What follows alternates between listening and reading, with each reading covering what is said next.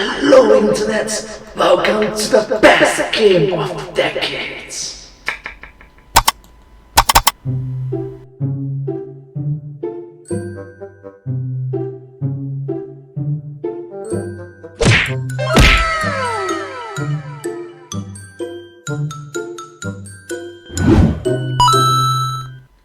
Hello everyone, let's get started to the best game of the decades.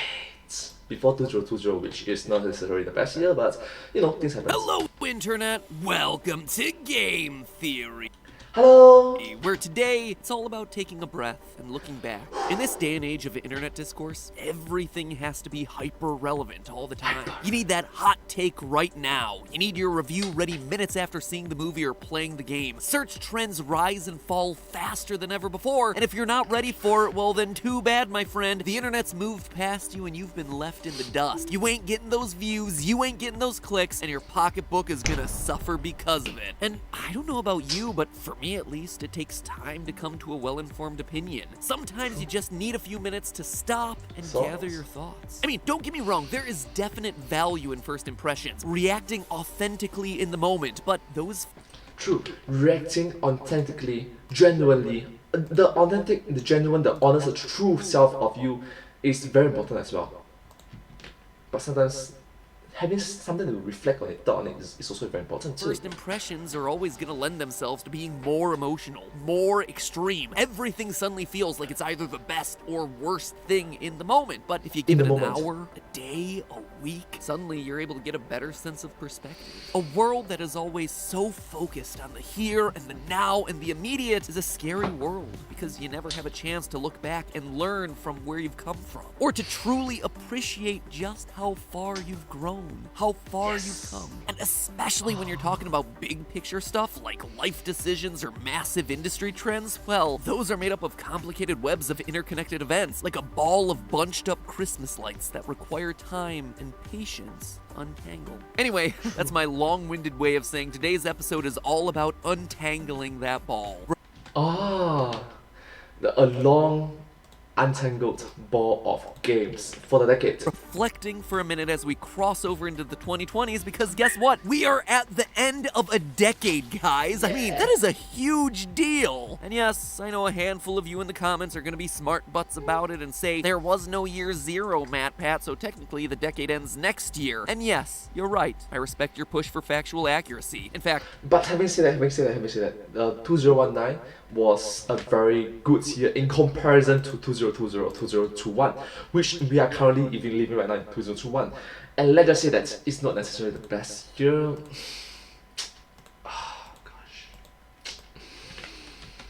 I wish more of the world cared about the facts to the level of diligence that you do. But you know what? At least for today in this silly little video that I'm putting together, I and the rest of humanity are gonna ignore that because we're flawed creatures, just small microscopic ants on a volcanic spinning ball in the middle of a massive vacuum, chaotically careening through the galaxy. And in our limited experience full of billions of variables, we cling to the arbitrary marking of time because a simple digit ticking up, rolling over in its ceaseless march forward gives us comfort, a fleeting sense of control, a solid place in the endless existence of time. TLDR, we like seeing the numbers flip over to zero. It's True. TLDR, we love seeing the number flip to zero. It's like, yeah, start from zero. Yeah, start from zero. easy to overlook just how long 10 years of time is, but at the start of this decade, people still cared about the Jersey Shore for some reason. They still thought the world was gonna end in 2012. Disney had just bought Marvel and was just starting to figure out what to do with the surprising success of a little movie called Iron Man. Surprising success called the Iron Man, and now the Avengers. Star Wars? Forget about it. It was a completely dormant franchise, still 2 years away from being picked up by Mickey's little mouse fingers. On YouTube, it was the heyday of the viral video as Double Rainbow and Bed Intruder song were some of the most popular on the platform, where videos were still short enough that you could actually watch them on the toilet without causing loved ones to think you had an intestinal problem. And in the world of gaming, well, we were nearing the end of the Wii era, but motion controls were still the order of the day, with the Kinect and Move just starting to hit store shelves. Farmville was crushing it over on Facebook. Farmville, come on. Angry Birds was crushing it over on mobile, and both Angry Both of Birds. them were paving the way of casual social gaming. And little did we know it, but we were standing on the brink of an indie gaming revolution. Oh, we're talking about FNAF, Five Nights at Freddy's. With the release of titles like Super Meat Boy, Limbo, and Braid. And with that little bit of retrospective context out of the way, what I want to explore now is this. What were the most important games of this last decade? What were the most important games of this decade? Okay, not this decade, this video came out 2 years ago, which is 2019, which is that decade, you know. Notice that I didn't say the best. I'm sure your feeds are going to be filled with best of the year and best of the decade lists if they haven't been already. Honestly, Important and best, not necessarily the same thing. my list of personal favorites from the last 10 years would look a lot different from the list of games that we're covering today. It would FNAF. include things like Witcher 3, Dark Souls, Mass Effect 2, Doki Doki Literature Club, and Beat Saber, all for very different reasons. But what I want to answer today is, if we look at where we started in 2010, and now where we ended up as we cross into 2020, which games shaped the world of gaming? Or heck, the world beyond just gaming. Oh, Among Us. Oh gosh, Among Us came out it's more popularized in 2020. So, gosh, if Among Us came out, it's definitely gonna be on the list. Maybe.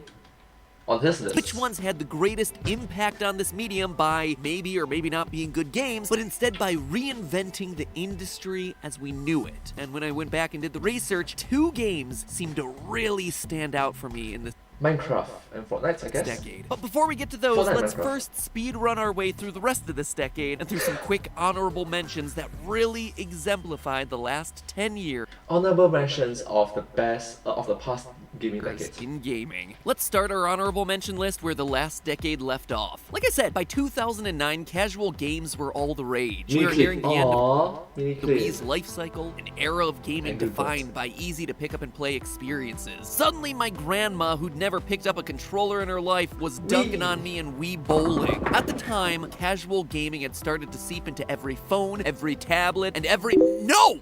I will not join your effing farm! I will burn them to ash before I bother to click on your rutabagas. Long story short, the definitions for both game and gamers had suddenly gotten a lot broader in ways that— Yes, a lot broader. The it's like gamers a lot broader, and the line differentiating them have become a bit more blurry. You know, anybody can become a gamer right now. You know. truly skilled, lifelong players didn't really appreciate. There needed to be some differentiator, something that separated the hardcores from the casuals. Enter our first honorable mention, Dark Souls. Dark Souls, whether we realized it— Dark Souls must be, it is played by true professionals. You know, casual gameplay, you'll die a lot of times. time or not, was gaming's collective response to the social and motion control trends from the previous decade. At a time when gaming was increasingly becoming a series of gimmicks, Dark Souls emerged as a truly gamer's game. It became a rite of passage to prove your gamer cred with its mottos of get good and you will die, good, taking the prepare to idea die. of old school difficult and modernizing it for a new generation. Dark Souls showed the gaming industry that there was still an audience who wanted to be challenged, who wanted a high skill ceiling. In the same way that Doom basically created the FPS genre, and our concept of what a fighting game looks like was shaped by Street Fighter 2, Dark Souls had given rise to an entirely new genre of game. Couple that with a beautifully intricate world design and implicit storytelling, and you have yourself some— Intricate game design and the lore, the storytelling is awesome. Now that's a game that I personally would like to play. something revolutionary. When every other moderately difficult game is suddenly labeled a Souls-like, whether appropriately or Souls-like. not, you know that you've pioneered something special. But that's not to say that casual gaming was completely out of the picture. In fact, there was one game that did the impossible, got us gamers out into the sunshine for some exercise. Pokemon Go! Oh, and it also managed to unite both the hardcore and casual gamer audience. And that game was Pokemon Go. For Anyways. one blissful summer in the middle of the decade, we were all Pokemon trainers again. Pokemon Go took the simple concept of catching cute little monsters and united gamers and non-gamers alike in a new way to play.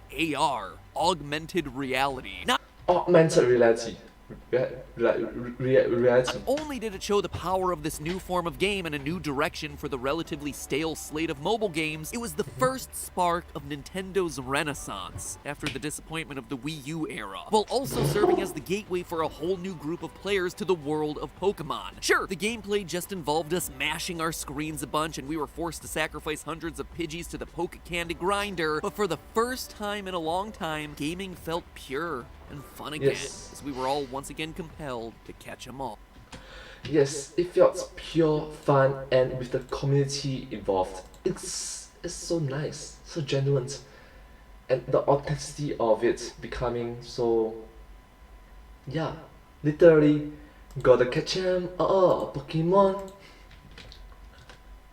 It's worth noting that Pokemon Go wasn't just popular, it raked in the cash. In fact, the huge influx of mobile and social gaming throughout the 2010s meant lots of money flowing into the games market. So much so that in 2012, video games finally became the highest earning entertainment industry in the world, topping both the revenues of movies and music. Finally, us gaming nerds had won whatever imaginary war we'd been fighting against ourselves, I guess, because I don't think the movies or music industry really cared that much. Anyway, we were king. Dab on you movies, teabag on you music. We had fought to earn the respect that our medium deserved, and we had gotten it. But with that success came some of the industry's worst impulses. Microtransactions, pay-to-win strategies, loot boxes, games engineered for addiction, Kickstarters delivering nothing but empty promises. Heck, they were even expecting us to pay extra for save files. And Gosh. This sort of things really does ruin the genuine authenticity of gaming, isn't it? anti-consumer practices were everywhere throughout the 2010s. Probably still into the 2020s. And if there was money to be squeezed out of players, you can bet that there was some game out there trying to exploit that. Since this is a most important list rather than a best or favorite list, I feel like I have to include Star Wars Battlefront 2 as an honorable mention here as well. Honorable mentions. Or maybe better put as a dishonorable mention, because it was the breaking point. The straw that broke the camel's back and got the gaming community to lash back in a way that it had never done before. I assume we all know the story, so I'll keep it brief. EA publishes a game that is full of microtransactions. Unlocking new characters, as well as basic character progression, were both tied to egregious pay-to-win mechanics and loot boxes. At the time, it was calculated that to fully unlock the game, you either had to play over 4,500 hours, or you could short track that by paying $2,100. Enough was enough, and the online community pushed back hard, prompting EA to change the game and the global community to start critically assessing the ethical gray areas that existed in the industry's business practices. And it's all thanks to Battlefront 2. Battlefront 2 is and will always be the symbol of gaming's worst tendencies. And The best and the worst. reminder of how bad it can get if we as consumers get complacent. Now, it looks like we're back on a bit of an upswing. Heck, EA even put out a great Star Wars single-player adventure earlier this year that is unmarred by microtransactions. But it was and will continue to be a hard-fought battle as us consumers try to force our industry to hold itself to a higher standard. And fortunately for us, there are alternatives now. You see, it'd be one thing if the big AAA game studios were all we had, but for the first time ever, the 2010s introduced competition into the marketplace in the form of indie games. Sure, indie titles had always existed, but the 2010s was when indie development exploded as game development tools became more accessible and independent game distribution became much easier. True, indie games, these kind of small independent distributors games become more successful, which is good, more competition. Make a marketplace more diverse. There are so many iconic, transformative, and hugely successful indie games that I could talk about here. From Fez to FNAF, Shovel Knight to Hollow Knight, Braid to Binding of Isaac. But if I had to point to one that made the most impact, I'd have to go with, probably an unpopular opinion here, but I'm gonna say it anyway, Amnesia: The Dark Descent. To truly understand why, we have to rewind back to the beginning. At that point in time, survival horror was pretty much dead as a genre, but Amnesia's release changed all that. Released in mid-2010, Amnesia's launch happened to coincide perfectly with the massive surge of gaming content that was happening here on YouTube. It was a match made in heaven, and history was made. Audiences poured in to watch their favorite Get scared from the reaction videos, the rise of the reaction videos, which I'm doing right now, the reaction videos, right? online gamers get scared. Careers were made overnight, and suddenly an independently produced game was getting tens of millions of views and hundreds of thousands of sales with massive amounts of notoriety. Amnesia not only showed the gaming industry that horror wasn't dead, but it encouraged a generation of budding developers to follow in its footsteps and consider how a game gets watched just as much as how a game gets played. Plus, Amnesia completely changed the face of YouTube. Not only did it push gaming to the forefront, it also supercharged the channels of familiar faces that continue to dominate the platform to this very day. It also may have paved the way for a certain game franchise that's been particularly important for this channel. Oh, FNAF! Five Nights at Freddy's. But the bubble is that it's under the gaming world. People that doesn't understand the gaming, the video games, the video part, the film part, will not be able to understand.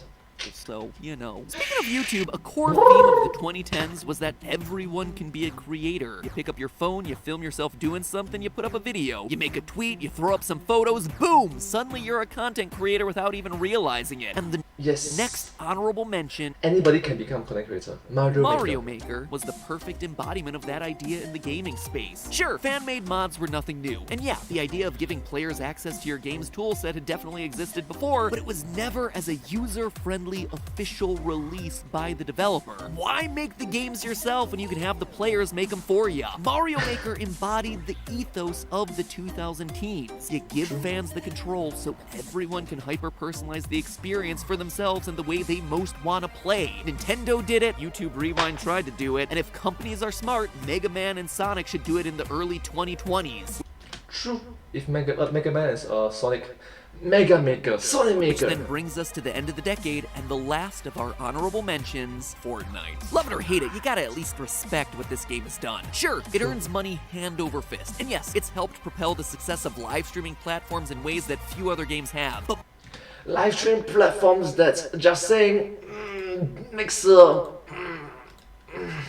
More than anything else, Fortnite helped legitimize gaming for the masses. When traditional celebrities are unironically playing a video game in massive public forums just to be seen as one of the cool kids, that's a big deal. When a game's top streamer is helping to host New Year's Eve broadcasts on traditional TV, cringy or no, I'm not seeing enough movement! Okay, definitely cringy, but still, that is a really big deal. When you're a big enough game to prompt yet another round of mainstream media asking the question of, do video games cause violence? That, my friends, is a big deal. It's the game that taught the world the importance of flossing. The game that crossed over with Thanos as part of the biggest collaboration in film history. The one that got a gamer onto the cover. Oh, now that's OP. I am inevitable.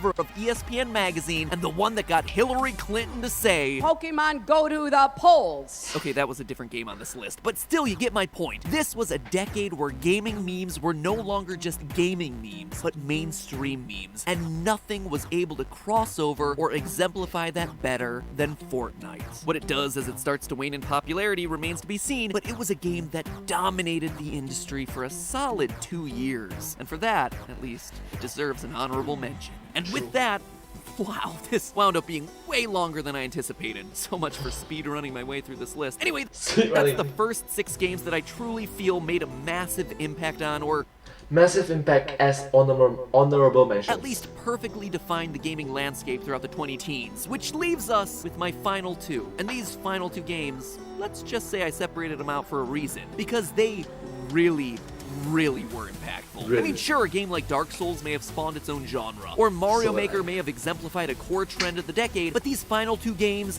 moved mountains. They single-handedly gave rise to media giants. They changed the way that we consume content. Heck, they changed the face of entertainment as we know it, spawning multiple billion-dollar businesses outside of themselves. I'm thinking of Minecraft and something else. So what are they? Subscribe so you can find out next week. I know, I honestly hate myself for having to leave it on a cliffhanger too, but like I said, this script got really long, and I need to wrap things up here so the editors can actually have a break during the holiday week. Plus, diving into the impact of these 2 games isn't something that I want to rush through at the end of another long script, so tagging them here at the end would have just been disrespectful for the legacy that these 2 games are going to have. Anyway, in the meantime, I want to know, what are your choices for the most important games of the decade? watching? What should I have included in my list that I might have missed? What do you think my final 2 games might be? Let me know down in the comments below. Have yourself a great holiday, and I'll see you all next week for our final episode of the year and our final episode of the decade. Of the decades. In the meantime, remember, one does not simply pause Dark Souls. that's just a theory. A game theory. Thanks for watching. And as a final disclaimer, it really is truly a theory, a game theory. Try not to get mad about either of these 2 episodes. I tried to be as fair as possible, but I guarantee that my list isn't the definitive one. Sorry if I missed your favorite or one that you think is even more Yeah, so sorry. My apologies. Sorry. Who knows? Maybe it'll be in next week's top 2. Now, if you excuse me, I need to run and go get Stephanie some Christmas presents because I have not had time to do that, and Christmas is less than a week away, and neither of us have any presents right now. So, just another reason that we need to cut this episode a little bit shorter than I would have liked it to be. Anyway, thank you all so much for watching. Bye-bye. Thank you so much for watching this video. Dark Souls, Pokemon Go, BanditRants, Star Wars BanditRants 2, Amnesia, Mario Maker!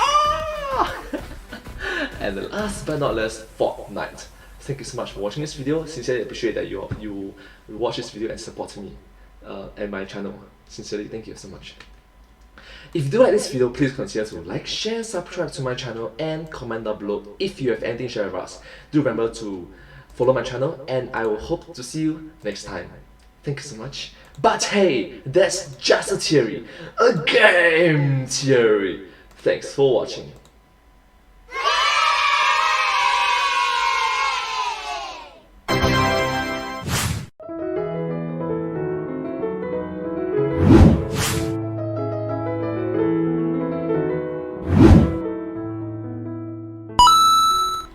This video came out in the year 2019, which is the last video of 2019.